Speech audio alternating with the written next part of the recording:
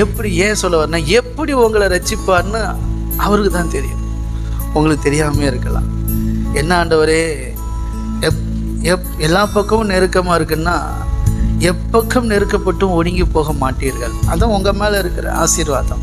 ஏன்னா நீங்கள் தேவனுடைய ஜனங்கள், அவரை நம்பி வாழ்கிறீங்க. ஏதோ ஒரு உங்கள் உள்ளுக்குள்ளே ஏதோ ஒரு ஓரத்தில் ஏசப்பா என்னை காப்பாற்றுவார், என்னை விடுவிப்பார், என்னை உயர்த்துவார், என்னை நல்லா வாழ வைப்பார், என் வாழ்க்கை மாறும்னு ஏதோ ஒரு இடத்துல அவருக்குள்ளே உங்களுக்கு ஒரு நம்பிக்கை இருக்கு இல்லையா? அந்த நம்பிக்கை உங்களை காப்பாற்றும். என் பிள்ளை என்ன நம்பி இருக்கு, நான் ரட்சிப்பேன், நான் காப்பாற்றுவேன், நான் ஆசீர்வதிப்பேன், நான் உயர்த்துவேன், என்னை நம்பிட்டு இருக்கு. நீங்கள் சொல்லுங்கள், உங்களை நம்பி இருக்கிறவங்கள நீங்கள் கைவிடுவீங்களா? உங்களை நம்பி இருக்கிறவங்கள கைவிடுவீங்களா? சில நேரங்களில் நீங்கள் ஒருவேளை அதை மறந்து நடந்துக்கிட்டாலும் சில நேரங்களில் அப்படி இருக்க மாட்டேங்க.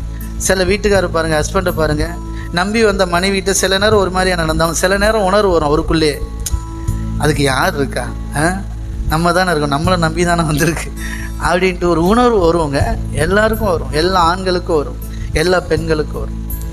பிள்ளைகளை அடிச்சுட்டு அம்மா மாதிரி பிள்ளைகளை அடிச்சுட்டு அப்புறம் என்ன யார் இருக்கு, அதுக்கு நம்ம தானே எல்லாமே, நம்ம பிள்ளை அது அப்படின்னு நினச்சிப்பாங்க.